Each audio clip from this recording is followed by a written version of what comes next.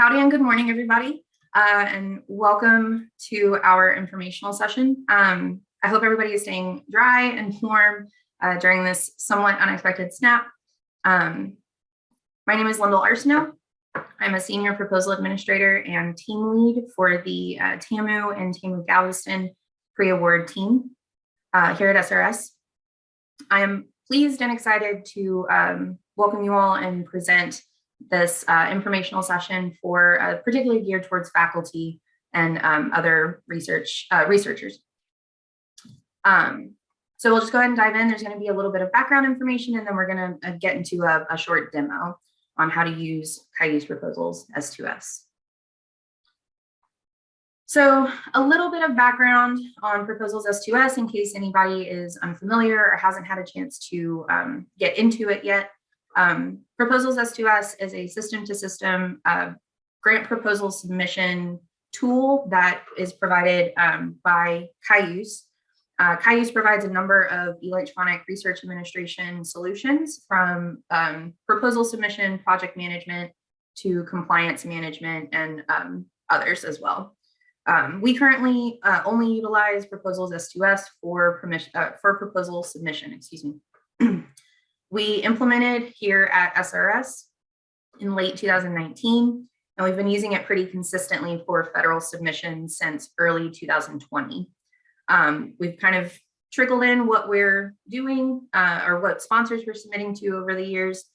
So we do submit quite a few federal proposals at this stage through Proposals S2S.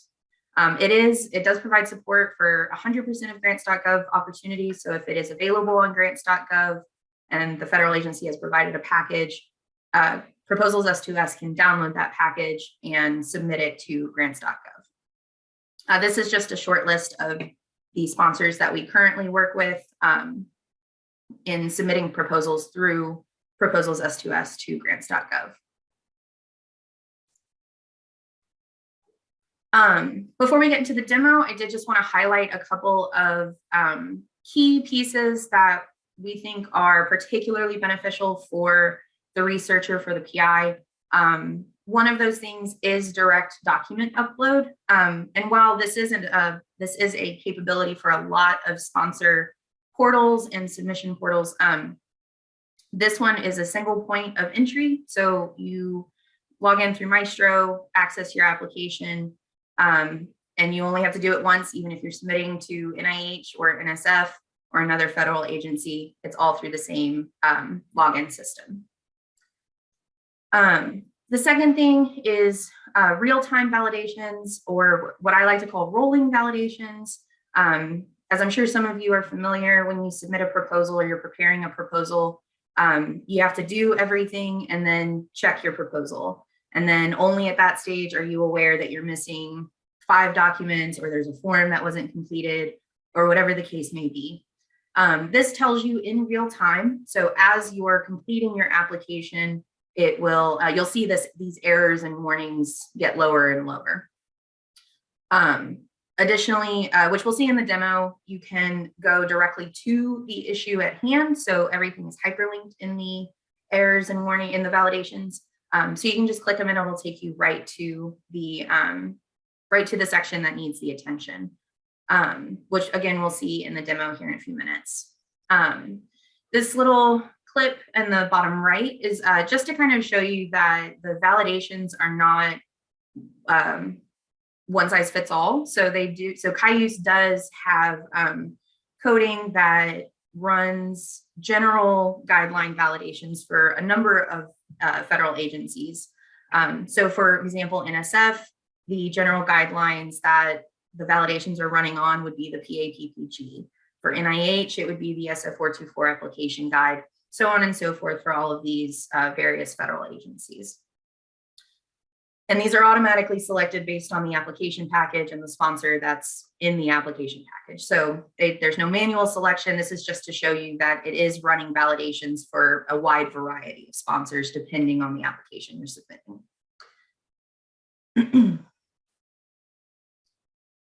This next slide is sort of to hit home that using Proposals S2S through Maestro is a single point of entry. So if you are someone who submits to multiple federal agencies, potentially multiple at a time, you're not having to log into research.gov, assist, grants.gov, all at the same time with 4 different logins. You just log in through Maestro and you can access any of your applications in Cayuse Proposals S2S through one login, one entry.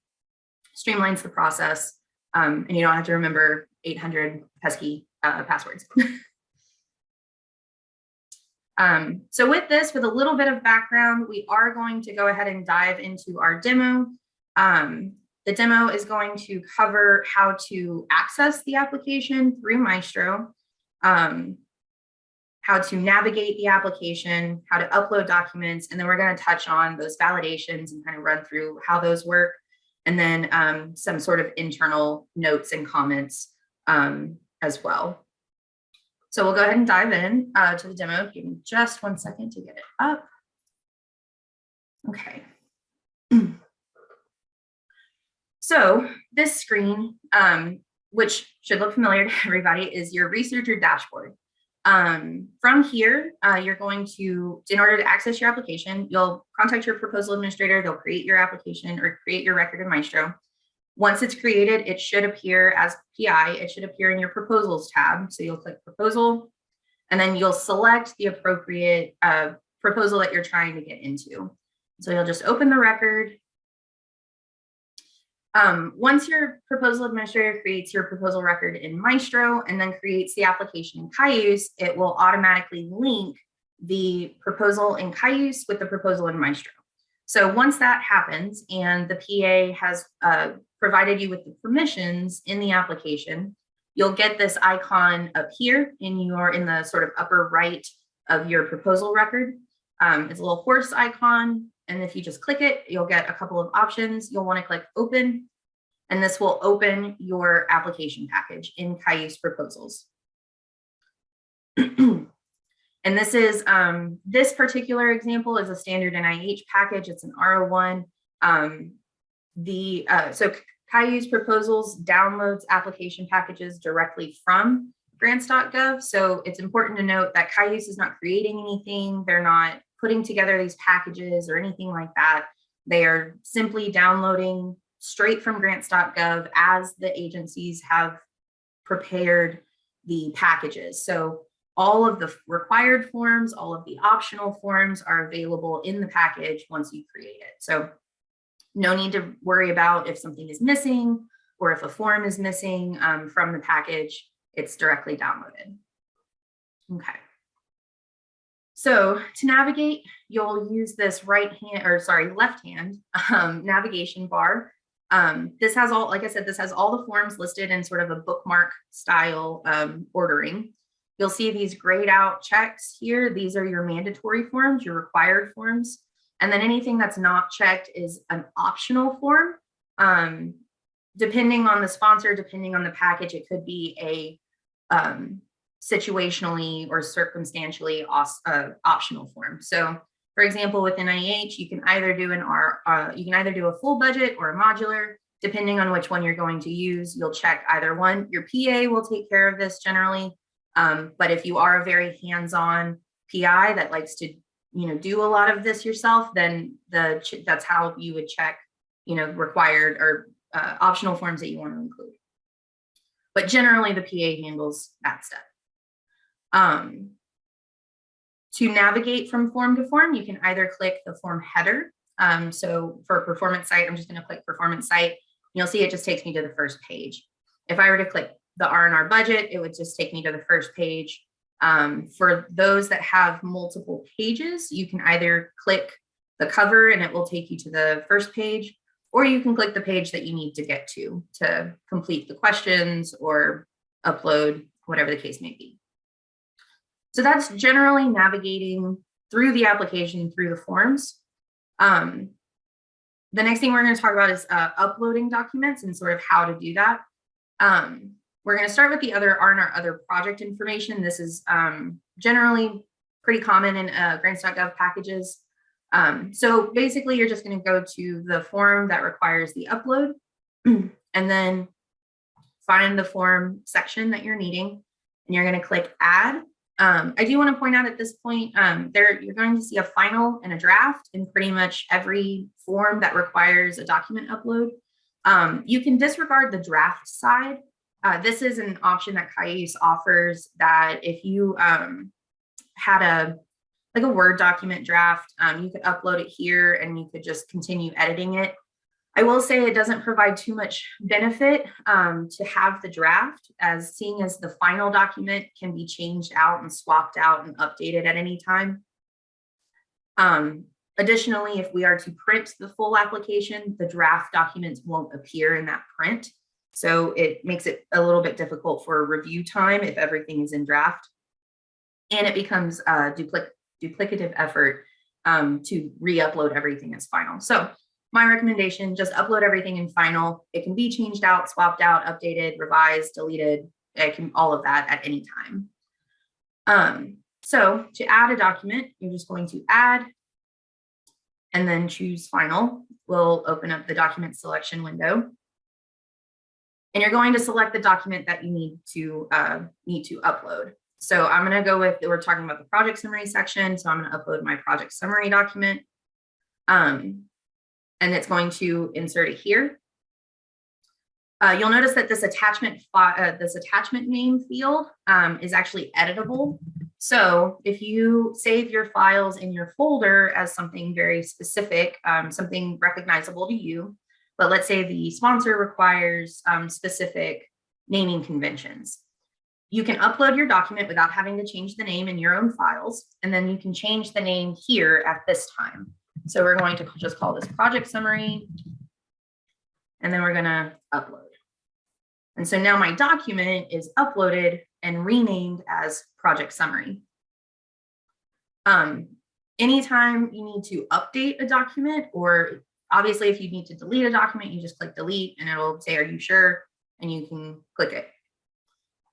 If you need to update a document, replace a document, anything like that, you'll want to go to manage. And then you can choose file here again, and then choose the correct file. I'm just going to reselect the same thing and then change it again to project summary.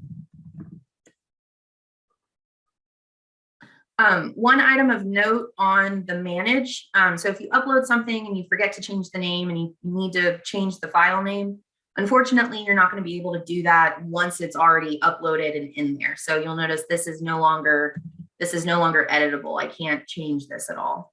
So what you can do at that time is just basically re-upload the same attachment, change the name, and move on.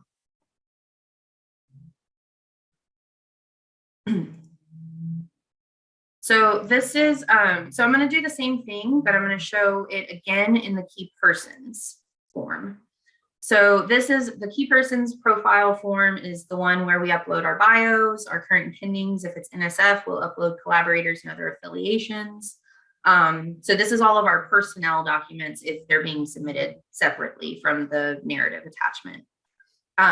If you have multiple, if you have multiple PIs or senior personnel, they'll be collapsed kind of automatically. So they'll just have this one line here. You can expand and collapse any of them at any time. You can have them all open, you can have them all closed. You'll need to expand it to upload documents. And then the document upload is the exact same process. You just add, choose final, bio sketch. And again, I want to change this because maybe the sponsor has specific naming conventions and that's what they want. They don't need anything else other than just that. And then that's your document upload. And so you'll just repeat that process with any other documents that might be required and any of the other forms. If you have questions about what's required, of course, communicate with your proposal administrator. Okay, next we're going to look at these validations down here.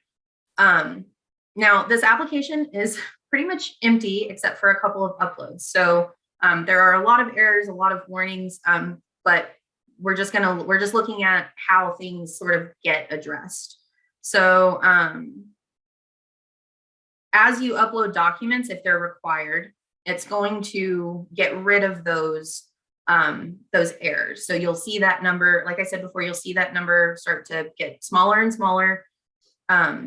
If you go through the errors and warnings, if you, so you'll see that, I'm sorry, if you'll see that everything is hyperlinked. So if you, as you're going through your errors and warnings, you can just click on the issue, the error, and it will take you directly to the field that needs to be addressed. So for example, this would be an administrative step, but for example, this doesn't have a start and end date.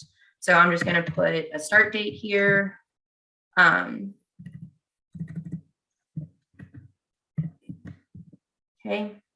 And then you'll see that that went away. And so now if I, add an end date, you'll see that the end date requirement went away. And that my error number went from 32 to 30 or 33 to 31. So that's kind of how the rolling validations work. They're real time, they're constant, and they go away as soon as they're done. So you can see once all your errors are addressed. One item to note about the validations and about the errors are the use of tags.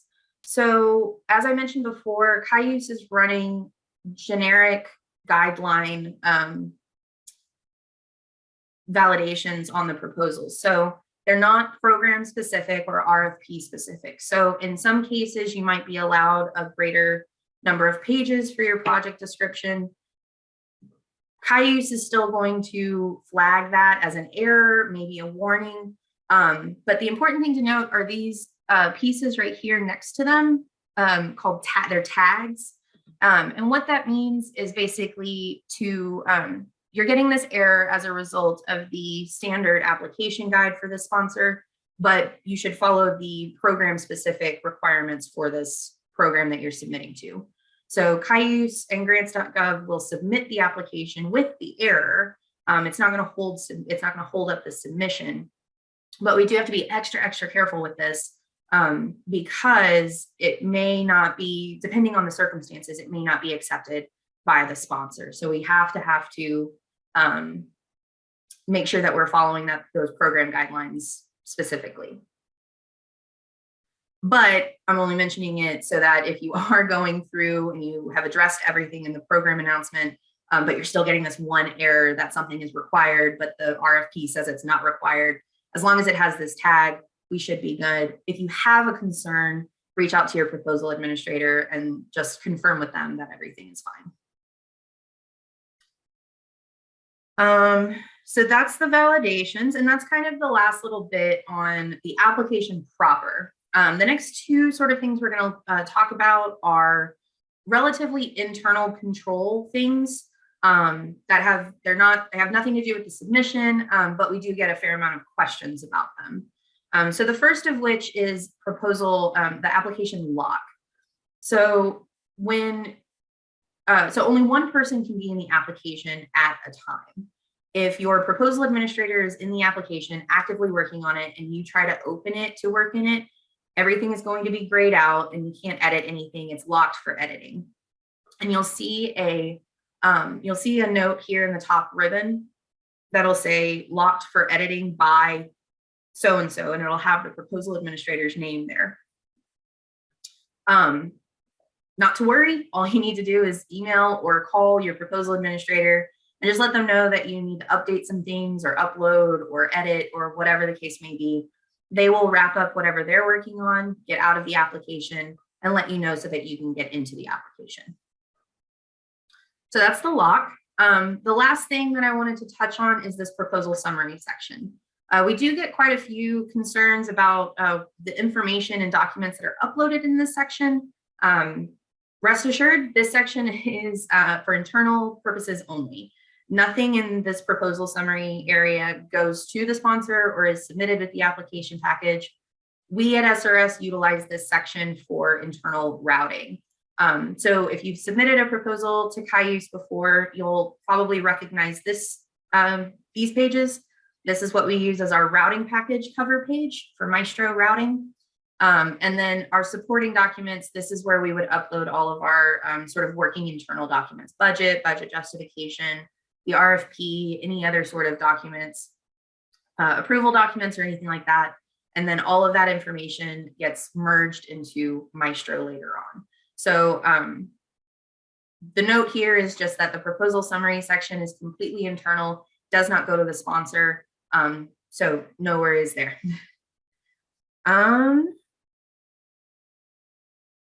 And I believe that's actually it for the demo. That's a pretty high level, you know, those are kind of the most things that you're probably going to do in the application. But that kind of concludes our, like I said, that concludes our demo. So I'm now going to open the floor for some questions. Checking the chat here really quick. When Cayuse permission is given at the proposal stage, is that permission to upload documents given only to the PI or also to the co-PIs? It can be both. It's dependent on kind of what you as the PI would like. If your co-PI needs access to the application to upload their own documents, we can certainly do that.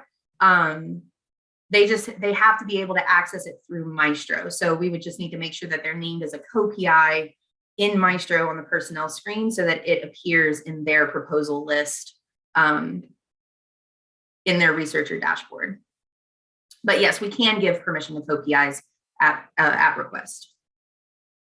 In addition to assistance or anything like that, we can also give permissions to an application to assistants or anybody that's helping you with your application. It's just not automatic. We would just need verification from you, the PI, that you would want that. Let's see. Sometimes an FOA will have instructions like use SF424, except when this funding announcement says otherwise. Will Cayuse have those overrides in the forms that is uploaded for the proposal? Generally, no. The Cayuse is downloading proposals directly from grants.gov, as I mentioned before. So if the sponsoring agency has prepared a package different than their standard package, then that might be where that comes in. But the validations being run by Cayuse are on the PAPPG only. They're not doing specific programmatic validations based on an FOA. That unfortunately they just can't. Same with grants.gov. Grants.gov would do the same thing. But that's where those tags come in, is that, you know, if it's something that is specific in an FOA, then we can either disregard or just make sure that we've addressed it.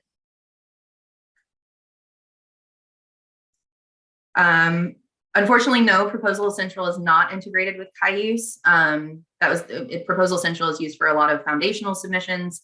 Unfortunately, Cayuse Proposals S2S and any other system-to-system submission program out there is actually, they're just for federal submissions that are available in grants.gov.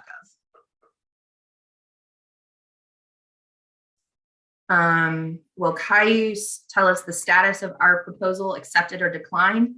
No, Cayuse does not update. Cayuse will let you know up to when the application has been received by the agency or when the agency has downloaded the application. But beyond that, Cayuse will not provide any additional information beyond that. So we rely on the email notices from the sponsors regarding, I'm so sorry, unless you're referring to whether or not it is a notice that the sponsor has rejected a proposal sort of outright because something was missing, or accepted it as such. So we don't, Cayuse, I believe Cayuse will basically issue an update up to where it stops. So I don't recall if it will say it's been rejected, but grants.gov issues confirmation emails.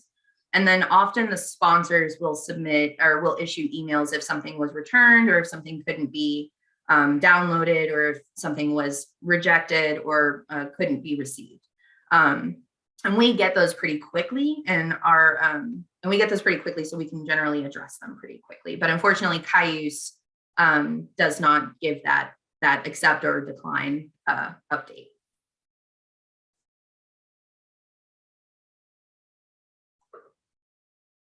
I don't think there might be a rejected update. We have not seen that in Cayuse. We generally get the email, but that's my experience. Is we rely on the emails from the sponsors.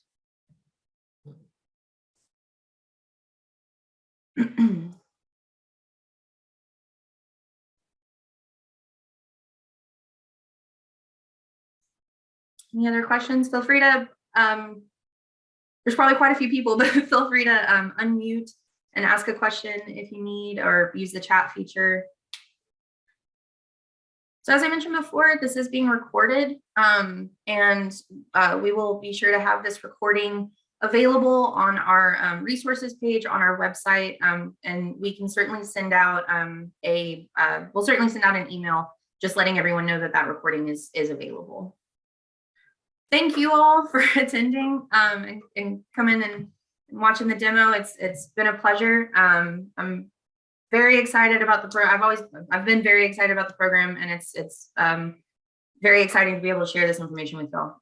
If you have any questions, you're more than welcome to email me directly. Just know I might take a little bit longer to respond, but you're welcome to email me directly with any questions. Otherwise, you can also submit questions to srs-proposals@tamu.edu, and that inbox is monitored regularly, and we'll be sure to get a response to you to your questions as soon as we possibly can. Oh, we have one more question. So do I know when NSF will completely switch over to Cayuse and no longer use research.gov? So Cayuse is a tool that we use institutionally. NSF will forever use research.gov until they decide to use something else. There might be a question of whether or not when we will be able to use Cayuse 100% for NSF and not have to use research.gov again, until NSF adjusts some of their restrictions. So for example, multi-institutional collaboratives, collaborative proposals being submitted by each institution as a collaboration, those can only be done through research.gov. Unfortunately, grants.gov just doesn't have the same capability of linking that NSF has done with their portals. So those proposals will always have to be done through research.gov until grants.gov gets the capability, or NSF relinquishes some of that control. There are a couple other reasons why we would use research.gov, but I'm optimistic that the majority of NSF proposals will eventually be able to be done in Cayuse. Thank you, everybody.